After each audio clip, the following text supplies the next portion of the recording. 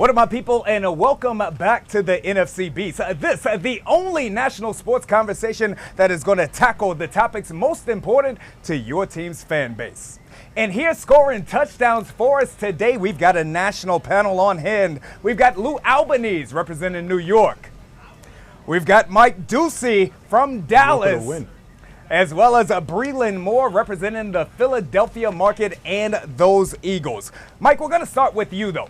Coming up last week, the Dallas Cowboys, they defeated the Pittsburgh Steelers in dramatic fashion, going for it and getting the touchdown on a 4th and 1, an outstanding game by Dak Prescott, which begs the question, did that game signify why Dak is the highest paid quarterback in the NFL? Well, it's interesting, Chad. For most of the game, he didn't play up to that contract. He turned the ball over 3 times, a couple of times in the red zone, which cost the Cowboys points. He just didn't look all that sharp for a good portion of the game. Final 5 minutes, turned it all around, led that 70-yard drive, recovered a fumble that saved the game for Dallas inside the Pittsburgh 5-yard line, and then threw the touchdown pass on that 4th down play that you mentioned. So for 1 week anyway, Cowboys fans feel that Dak is probably worth that money, if anybody's worth that much money. And Breland, we'll go ahead and we'll come to you now. I mean, isn't the end of the game, isn't that what matters the most? I know that your Eagles would love to have some of those performances in the clutch down the stretch. You look at them, 29 for 42 overall, 352 yards to go with those 3 touchdowns. Is Dak worth the money? I think Doocy's right on this one. You got to wait more than a week on this. But I think taking care of the football, that's fundamentals 101. And if you turn the ball over 3 different times, that's not sustainable, right? It's the same conversation we're having here in Philadelphia with this offense not taking care of the football. The turnover differential is a problem, and I'm sure we'll touch on that in just a little bit. But definitely a game of highs and lows. I think, Chad, you're right. When it mattered, he came up clutch. But there's still a lot of room for improvement. I think if I were a Dallas fan, I'd need to see a little bit more before I felt comfortable with that big paycheck. So no one is on the Dak Prescott bandwagon yet. Lou, I'm going to come to you, brother, because you've got a $40 million quarterback of your own regard. Of course, Dak signs that $60 million contract beyond just this game, though, completing 65% of his passes. He's got a 2-to-1 touchdown to interception ratio, 92-point-plus QBR thus far on the season. Did this game signify that highest paid quarterback in the NFL in your regard? No. And very simply, there isn't a game in the regular season that's going to justify Dak Prescott's contract until the playoffs start. That's it. That's his problem, and has been the problem for the Cowboys. The interceptions, hollow numbers, 300 yards, that's very nice. But until the playoffs come, and he does in the playoffs, he's not going to justify that contract.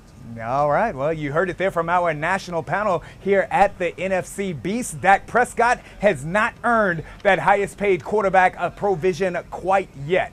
I tell you what, we'll go ahead now and we will keep it with you, Lou. We will go to New York. We're going to talk a little bit about your quarterback here. We had Daniel Jones take the Giants on the road in Seattle. I don't believe that anybody on this panel thought that the Giants would be able to pull that off. They had me. Breland, you had the Giants. I called it last week. Oh. I sure did. I said there was a chance, and Lou laughed at me and looked at me like I had 5 heads. Oh. I called it. I called it. I did. I'm sorry. Let me recant that. No one on this panel except for Breland. There we go. Had the Giants knocking off Seattle. They overcame the 11th, the 12th man, I should say. It was also no Malik Neighbors, but no problem for Daniel Jones. You got to tell me, Lou, is Daniel beginning to prove his haters wrong?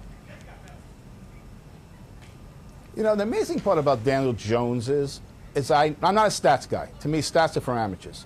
But this is one stat that just jumps out at me. They're 2-1 on the road. They're 0-2 at home. On the road, he's thrown 6 touchdown passes and has been picked off 0 times. On home, 0 touchdown passes and picked off 3 times. So obviously the only hostile crowd that he's afraid to play in front of is the hostile crowd of MetLife Stadium. And that's it. So it's obviously has to be in his head. And now this week they have Cincinnati at home, a team that a lot of teams have passed on. If he can't get in the end zone again and throws another pick, you got to start questioning whether or not he can play at home. Because if you go back to opening game, very first drive, they booed him off the field, and I'm not sure if he's recovered by that. But for this 1 week, they played a complete game. Daniel Jones convincing fans of other fan bases that he can play, not doing it quite so well at MetLife. However, Mike, I'll come to you now. If you look at the numbers, whether you're a numbers guy or not, it really for the last 4 games, Daniel Jones has played a very good ball sans that first game of the season. So for you, do you see Daniel Jones beginning to turn the corner? I absolutely think so. I mean, this win for the Giants was as impressive as any win in the league, I thought. I sure didn't think they'd go cross country and beat a good Seattle team. I think the fact that they were able to run the ball a little bit helped Daniel Jones.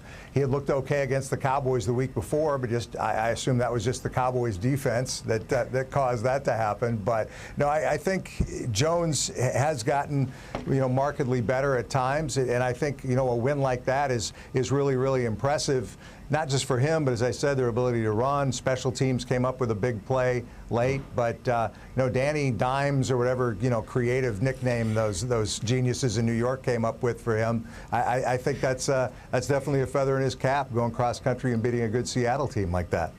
And Mike, I happen to agree with you a little bit more than I do with Lou on this topic. Again, Daniel Jones, is he perfect? No. Will he ever be a top 3 or 5 quarterback in the league? Probably not, but he is beginning to prove week in and week out that he can be a consistent above average quarterback. Maybe that's enough, maybe it's not, but Breland, you called it. If this was another show, I'd be giving you 5, 10, 15 points for calling this victory last week. What are you seeing in Daniel Jones right now that you like?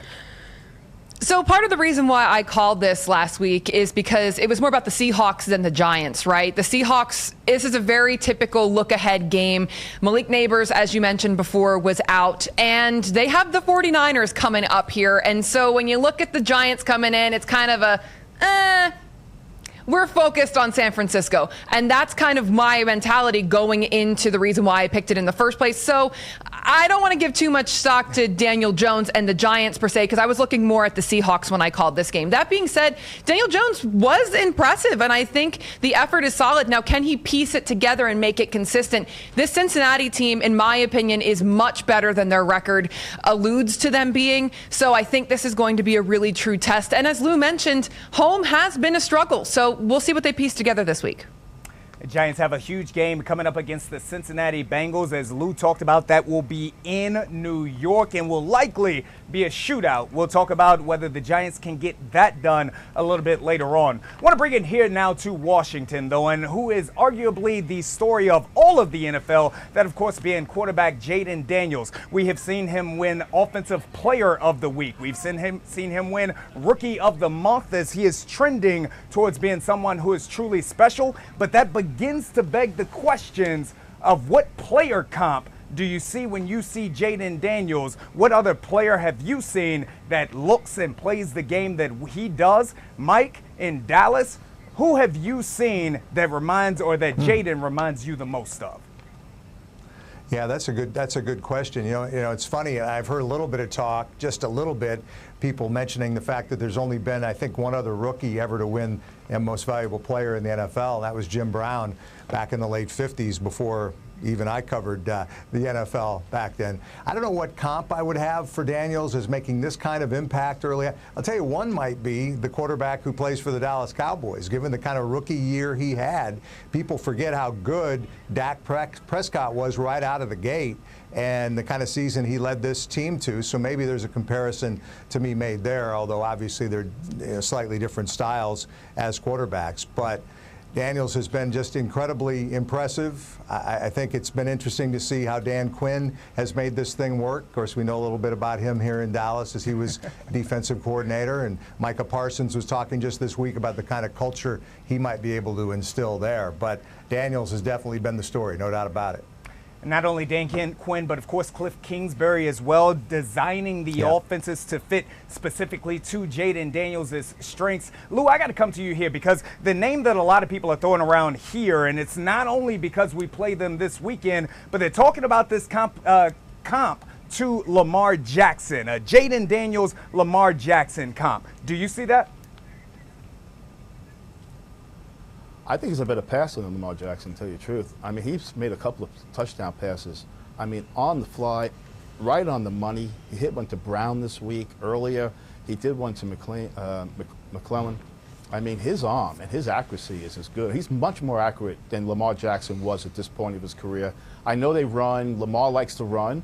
But I got to be honest with you. If he continues on this path, and again, it's only been 5 weeks, he may be better than Lamar. Whoa.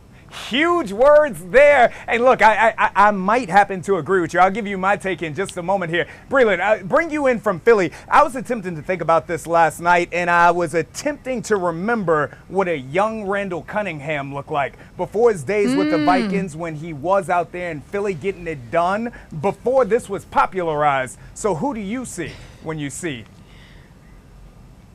Honestly, I have not really seen a rookie quarterback. As Mike Doocy said, it's been a while, I think, and certainly not in my lifetime have I seen a rookie quarterback to my memory that came right out of the gate swinging like this. What he's been able to piece together has been so impressive. That being said, as Lou mentioned, it is only 5 weeks, right? That strength of schedule, I kind of am side-eyeing it a little bit. And I'm not, yucking on your yum here, Chad. I know that everybody's so high up in D.C., and rightfully so, you deserve to be. But, some of these opponents here, the Browns, the struggling Bengals, the Cardinals, and I did just say that the Bengals, I think, are better than what they've been able to piece together, but they've struggled recently.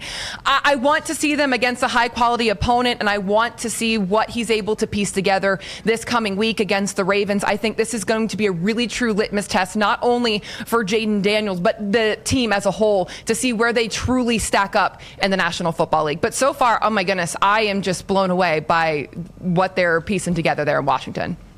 Yucking on the yum, that's not something that I've heard thus far. I'm going to put that in my vocabulary. I'll bring it back. Lou, I happen to agree with you the most here, brother, in terms of the comparisons of Jayden to Lamar. I do think that, no offense to Lamar, but I think that Lamar is a superior athlete. Anytime that he steps on a football field, he's probably the most athletic guy on the field, and he tends to go to that route first. Jayden Daniels is more of a pure pocket passer right now. And again, a lot of that credit goes to Cliff Kingsbury. We heard from Dan Quinn today, and he talked about the fact that this offense is so designed to help Jayden to make sure that he scrambles to throw the ball as opposed to scrambling to run the ball. So that development and that progression, but Breland, like you said, want to find out this week against a tough Baltimore defense just how good and just how advanced he is. All right, coming up, we are going to check in on the Eagles. We know that they had a bye last week. Did that solve their woes? We got that and so much more coming up next, right here on NFC.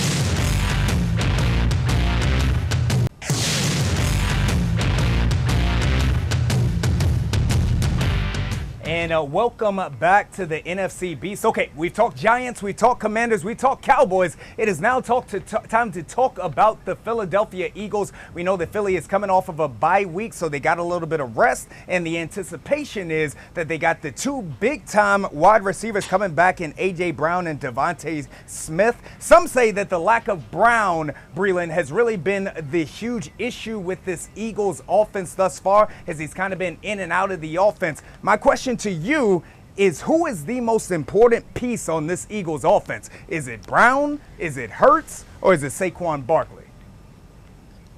Personally, so yes, you are correct. The Eagles are anticipating A.J. Brown, Lane Johnson as well, which is one I think a lot of people overlook, but the games that he is in there in that offensive line, he is so critical to that protection. So that's also a huge name as well. And Devontae Smith, he's still in concussion protocol, but he's in that final stage. He is practicing this afternoon, which is phenomenal. So all three of those names, big, heavy hitters that are expected to be back in the lineup this week against the Browns. That being said, I think it starts and ends with Jaylen Herz, really and truthfully, and he has to take care of the football. This team has struggled so much with fundamentals on all three phases of this ball, right? The lack of tackling going on defense, just the turnover differential that I mentioned when we talked about Dak Prescott, that's going on here too. They cannot take care of the football, and that needs to be cleaned up before, anything can go forward here on this. You cannot win. It's not sustainable when you're making those fundamental mistakes.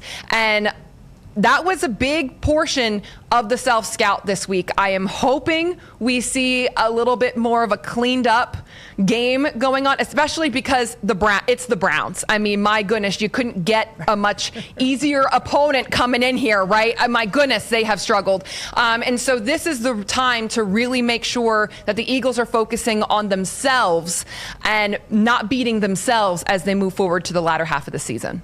All right, Mike. So Breland says that this is about Herz. Some would say that that is more so the symptom as opposed to the cause. Do you agree with her? Is Herz the most important key to this ignition, or is it A.J. Brown? Is it potentially more carries for Saquon Barkley?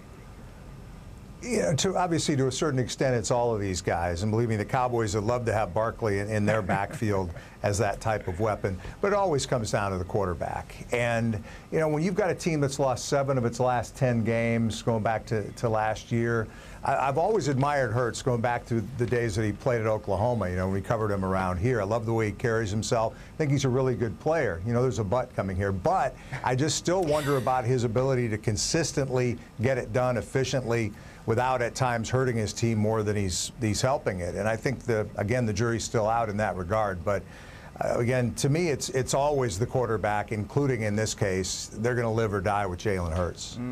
Lou, you heard it there, and you are very familiar with having a Saquon Barkley in the backfield and a quarterback who relies on that rushing game in order to get things going. For you, who's the most important player in Philly's offense? Well, I agree with Mike. I agree with Breland. Jaylen Herz is the person. They've said everything that needs to be said. But again, I still think the most important person in the offense is the head coach, Nick Sirianni, and how prepared they're going to be to start the game. They just have not looked prepared to start the football games. And it all comes down to him. And the pressure is on him. He has to start winning. They cannot continue this win one, lose one, win one. So, yeah, Hertz is vital. He's the guy. I love Barkley. I love the 2 receivers and has all his weapons. No more excuses. But I still think that pressure lands on that head coach. All right, so Nick Sirianni is where the pressure is landing as far as Lou goes. And Lou, for your team, the New York Giants, they've got a huge game coming up on Sunday night. We spoke about this just a moment ago. We've got Giants versus the Bengals coming up. Now, we know that Joe Burrow has set the world on fire despite the Bengals record. That's something that Breland talked about earlier today. What are you looking at here? Is this a game in which the Giants actually become competitors in the NFC East and get back to 500, or will this be a Bengals blowout?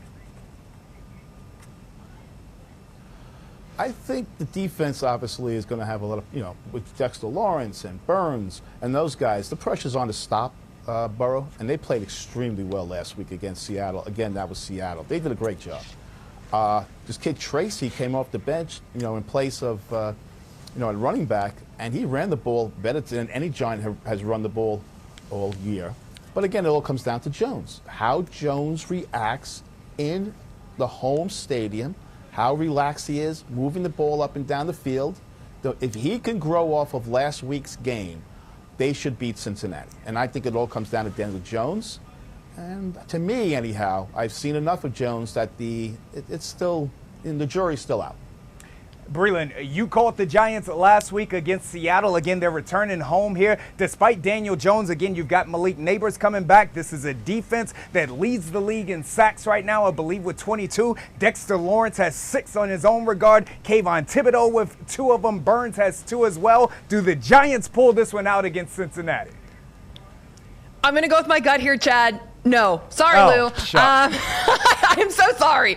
I think that the Bengals, like I mentioned. I happen to agree with you. Yeah, all right then. No apologies needed, okay? I'm picking Cincinnati here. Like I've said before, I think the Bengals are much better than what they've been able to piece together. They just went to overtime. I'm sure they certainly did not want that outcome there. And so to come in here and really piece together. Also, by the way, Joe Burrow, notoriously bad in September, even though he's been performing quite well. They've always kind of struggled early on in the season. And so coming in, it's October, it's a new leaf.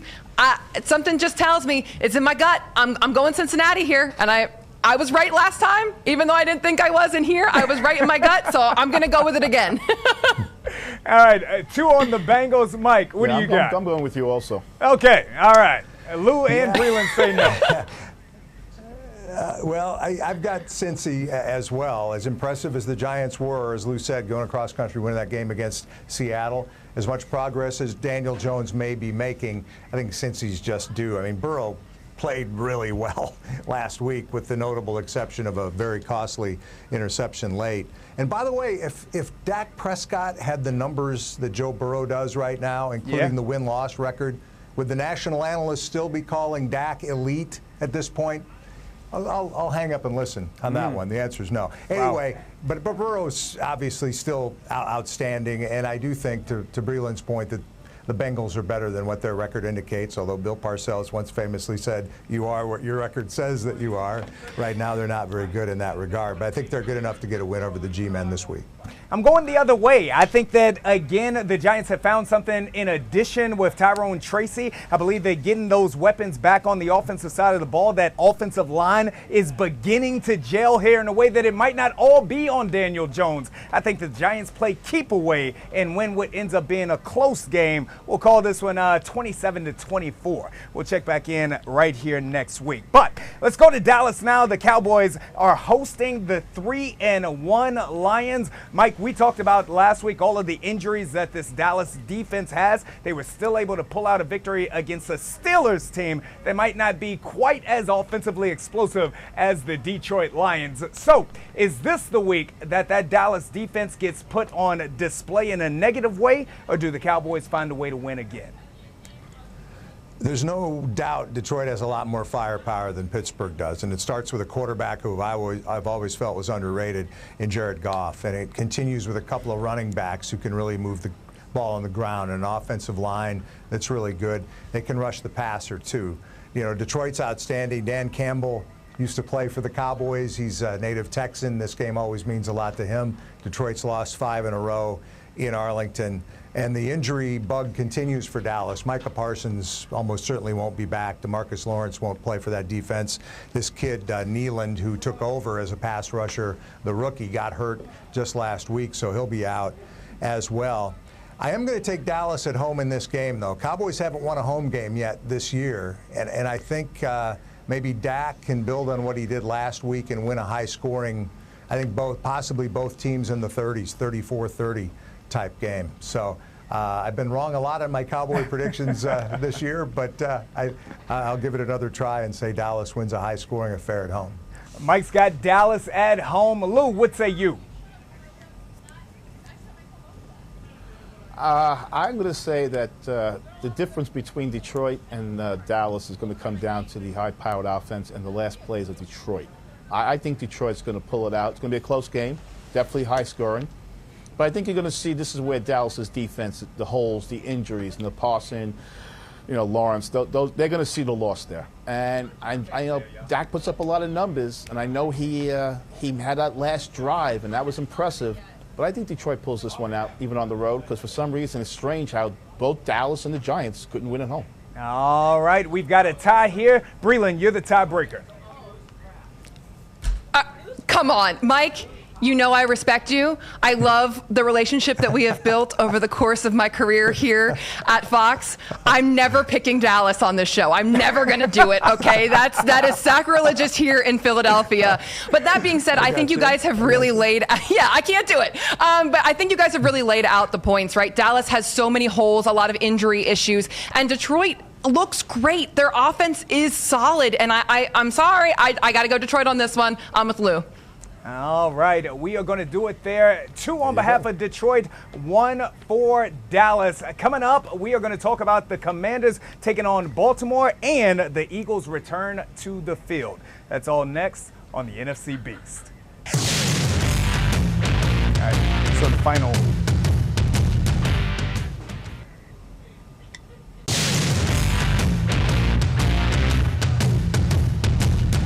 Breaking down the X's and O's in the NFC East, this is the NFC Beast. Getting to those game prediction times now. We spoke about this earlier. The Philadelphia Eagles, they needed a bye like no other early in the season. They've got players coming back from injury. They've got a team that has hoped to get on the same page. Breland, you got the Browns. Please tell me you all are going to win this game. I can't tell you anything with this team because it's like some of the things that they've been able to piece together the first month of the season have surprised me, and not in a good way here. That being said, A.J. Brown, as I mentioned, Devontae Smith, Lane Johnson, all three expected to be back in the lineup here. The Browns are terrible. They're atrocious. Deshaun Watson is horrid. It's borderline unwatchable level football. If the Eagles cannot beat this team at home, there needs to be some serious questions. And you might see a Jets 2.0 situation being considered here, because you cannot lose to a team like this off the bye with all of your players healthy. So the Eagles, absolutely, for the sake of Nick Sirianni's job. Jets 2.0 situation, if it happens. You've heard it first here, right here on the NFC Beast. Mike, listen, I agree with everything that Breland is saying, but in my mind, I keep believing that one of these weeks, Deshaun Watson is going to show up, and he's going to be the Deshaun Watson of 2017 or so. Can the Browns pull this off? First of all, I thought McCarthy was on the hot seat. Man, he's got nothing on Sirianni right now. That's for sure, and I don't think Watson can pull it off. Again, I think the Eagles, in spite of their struggles and the bad Tampa Bay loss going into the bye and all of the apparent dysfunction and, again, pressure on the head coach, I think the guys returning from injury obviously helped them a lot. I think they've got enough to get it done against a Cleveland team that's one of, if not the worst team in the NFL right now. Yeah, and after seeing Cleveland firsthand last week and just the dysfunction that's apparent out there on the football field, I happen to agree with all of you all as well. Lou, you going the other way? No, I'm going to say it this way. It's a must win, okay? And I'll go one step further with Breland. I say he gets fired if they lose this game, because you know what? It's a copycat league, the NFL, and hey, look, Woody did it. Maybe Mr. Lurie says, and maybe it'll work. Especially if the Jets go out and blow out the Bills on Monday, maybe it's the way to go. But I think it's not hot for Sirianni. He's living in a broiler. Wow. And it's not going to get any colder if he doesn't win this game. Wow. We got two of our correspondents calling for potentially what could be the dismissal of the Eagles head coach if they lose this game, but chances are that they will not. We all are rolling with the Eagles here. Last game, last topic, we are talking about the Washington Commanders, again attempting to be the absolute beast of the NFC East. They've got a game against the Baltimore Ravens. We like to call that the Battle of the Beltway here around these parts. Who wins these games, Commanders or the Ravens? Mike, we'll start with you. Yeah, I guess I have to go Baltimore in a close game here. I was tempted to pick Washington and Daniels continuing to play the way that he's played. I think I look at Baltimore and I look at the Lamar factor and the Ravens, all things considered, all due respect obviously to an outstanding Chiefs team that hasn't lost yet, and kind of the surprising Vikings. All due respect to them, maybe Baltimore's the best team in the league right now, and I think that's enough for the Ravens to get the win in this one. Again, I see it as a close game, but give me Baltimore. 3 consecutive victories for the Baltimore Ravens, 4 consecutive victories for the Washington Commanders. Lou, who wins this game and why? Close game. I think the Ravens win, but I think Daniels plays well, and I think the Commanders come away from this game feeling they can compete. There we go. And Breland, you've got the mic in your hands now. Can Jayden Daniels get it done? Oh, Chad, I'm sorry. I got to go with the rest of the guys here. I'm also going to go Ravens. However, like I said before, I think this is going to be a really great litmus test. Baltimore is the experienced team, right? They have been able to piece together some phenomenal seasons of years past, and Lamar Jackson is a seasoned quarterback. That being said, I'm very excited to see how they stack up, and this is going to be a real true litmus test for Washington to see where they are in the National Football League. I'm excited to see it, and if they do pull it off, Then maybe I'll talk about your generational talent on Jayden Daniels. There we go. There we go. You know what, guys? I'll close the show on this. Not to be an extreme homer here, but I've been out there in Ashburn watching this team, getting the feels and the vibes of this team that is out there as well. This is a squad that is so much bigger and better than a Jayden Daniels. Mike, you talked about Dan Quinn earlier, a true leader of men out there on the field. He's got guys out there that believe in this team. When you've got guys in the locker room like an Austin Eckler, who truly is the motor that makes this entire offense go. He is the leader on that squad. He's one of the offensive captains. You've got him leading troops out on the field. You've got Bobby Wagner as well as Luvu on that defensive side that's got the defense starting to move in the right way as well. I say the Washington Commanders, they find a way to tackle Derrick Henry. They find a way to cause Lamar Jackson to throw 3 interceptions on the day, and the Washington Commanders win the Battle of the Beltway. That is what I say, and that is how the Washington Commanders will bring this home. Did we have an applause? Yeah, we have applause. You're right, you're a homer. It's a home field advantage for you all. Check that out. All right. And that's going to do it for this week's edition of the NFC Beast. Again, want to give a huge shout out to all of our correspondents in Dallas, Mike Doocy in New York, Lou Albanese, and in Philadelphia, Breland Moore. You can check out NFC Beast each and every week right here on Fox Local.